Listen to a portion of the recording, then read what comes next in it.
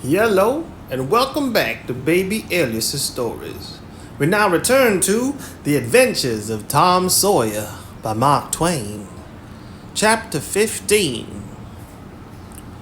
A few minutes later, Tom was in the shoal water of the bar, wading towards the Illinois shore. Before the depths reached his middle, he was halfway over. The current would permit no more wading. Now, so he struck out confidently to swim the remaining 100 yards. He swam quartering upstream, but still was swept downward rather faster than he had expected. However, he reached the shore finally and drifted along till he found a low place and drew himself out. He put his hand on his jacket pocket, found his piece of bark safe, and then struck through the woods, following the shore with streaming garments. Shortly before 10 o'clock, he came out into an open place opposite the village and saw the ferry boat lying in the shadow of the trees and the high bank. Everything was quiet under the blinking stars. He crept down the bank, watching with all his eyes, slipped into the water, swam 3 or 4 strokes, and climbed into the skiff that did yawl duty at the boat's stern. He laid himself down under the thwarts and waited, panting. Presently, the cracked bell tapped and a voice gave the order to cast off. A minute or two later, the skiff's head was standing high up against the boat's swell, and the voyage was begun. Tom felt happy in his success, for he knew it was the boat's last trip for the night. At the end of a long 12 or 15 minutes, the wheels stopped, and Tom slipped overboard and swam ashore in the dusk, landing 50 yards downstream, out of danger of possible stragglers. He flew along unfrequented alleys and shortly found himself at his aunt's back fence. He climbed over, approached the L, and looked in at the sitting room window, for a light was burning there. There sat Aunt Polly, Sid, Mary, and Joe Harper's mother, grouped together talking. They were by the bed, and the bed was between them and the door. Tom went to the door and began to softly lift the latch. Then he pressed gently, and the door yielded a crack. He continued pushing cautiously and quaking every time it creaked, till he judged he might squeeze through on his knees. So he put his head through and began warily. "What makes the candle blow so?" said Aunt Polly. Tom hurried up. "Why, that door's open, I believe." "Why, of course it is. No end of strange things now. Go along and shut it, Sid." Tom disappeared under the bed just in time. He lay and breathed himself for a time, and then crept to where he could almost touch his aunt's foot. "But as I was saying," said Aunt Polly, "he warn't bad, so to say, only mischievous, only just giddy and harum-scarum, you know. He warn't any more responsible than a colt. He never meant any harm, and he was the best-hearted boy that ever was." And she began to cry. "It was just so with my Joe, always full of his devilment, and up to every kind of mischief. But he was just as unselfish and kind as he could be, and laws bless me, to think I went and whipped him for taking that cream, never once recollecting that I throwed it out myself because it was sour, and I never to see him again in this world. Never, never, never, poor abused boy." And Mrs. Harper sobbed as if her heart would break.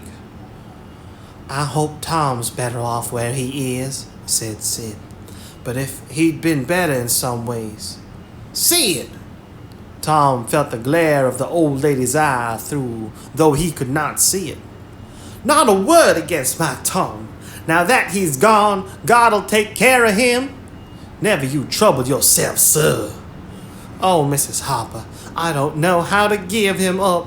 I don't know how to give him up. He was such a comfort to me, although he tormented my old heart out of me most. The Lord giveth, and the Lord hath taken away. Blessed be the name of the Lord. But it's so hard, oh, it's so hard. Only last Sunday, my Joe busted a firecracker right under my nose, and I knocked him sprawling. Little did I know then how soon.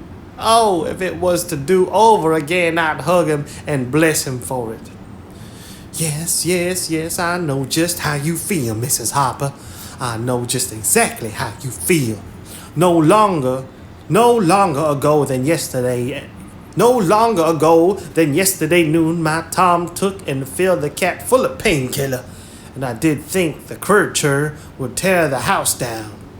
And God forgive me, I cracked Tom's head with my thimble. Poor boy, poor dead boy.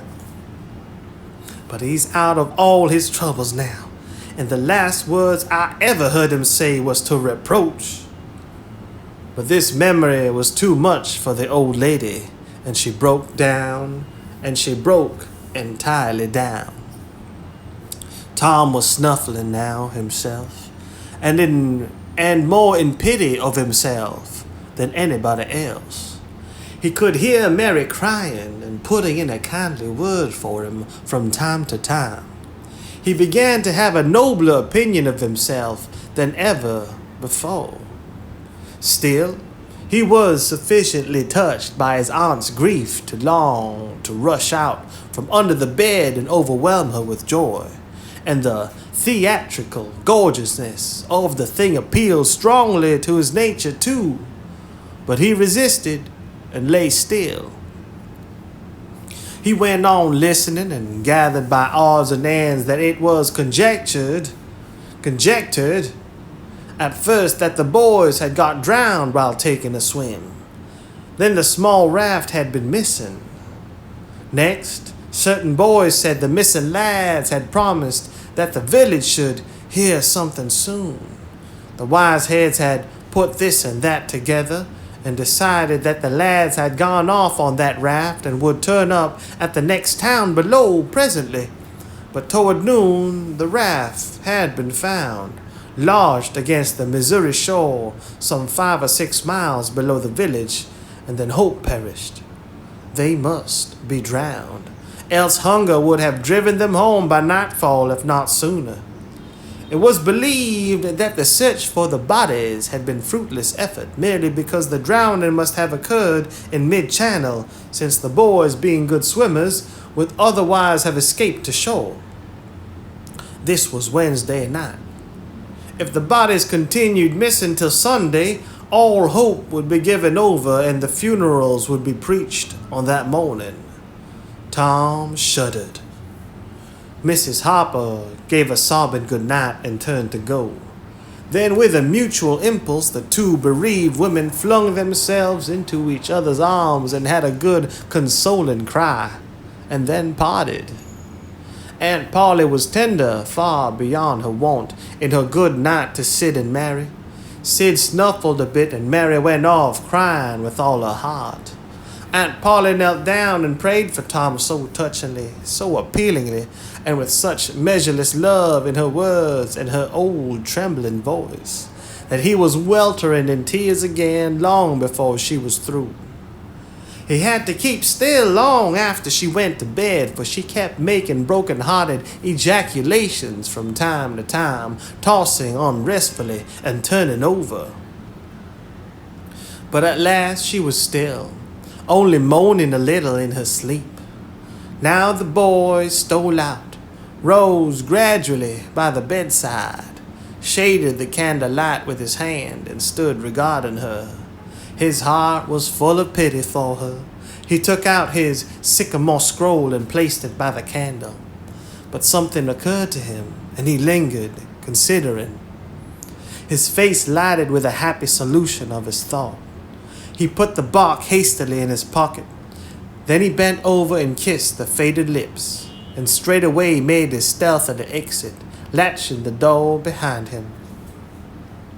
He threaded his way back to the ferry landing, found nobody at large there, and walked boldly on board the boat, for he knew she was tenantless, except that there was a watchman who always turned in and slept like a graven image. He untied the skiff at the stern, slipped into it, and was soon rowing cautiously upstream. When he had pulled a mile above the village, he started quartering across and bent himself stoutly to his work. He hit the landing on the other side neatly, for this was a familiar bit of work to him. He was moved to capture the skiff, arguing that it might be considered the ship and therefore legitimate prey for a pirate. But he knew a thorough search would be made for it, and that might end in revelations. So he stepped ashore and entered the woods. He sat down and took a long rest, torturing himself meanwhile to keep awake, and then started warily down the home stretch. The night was far spent. It was broad daylight before he found himself fairly abreast the island bar. He rested again until the sun was well up and glided the great river with its splendor, and then he plunged into the stream. A little later he paused, dripping, upon the threshold of the camp, and heard Joe say, "No, Tom's true blue hook, and he'll come back. He won't desert. He knows that would be a disgrace to a pirate, and Tom's too proud for that sort of thing. He's up to something or other. Now I wonder what." "Well, the thing is ours anyway, ain't it?" "Pretty near, but not yet, Hook. The writing says they are if he ain't back here to breakfast." "Which he is!" exclaimed Tom with a fine dramatic effect, stepping grandly into camp. A sumptuous breakfast of bacon and fish was shortly provided, and as the boys set to work upon it, Tom recounted and adorned his adventures. They were a vain and boastful company of heroes when the tale was done. Then Tom hid himself away in a shady nook to sleep till noon, and the other pirates got ready to fish and explore.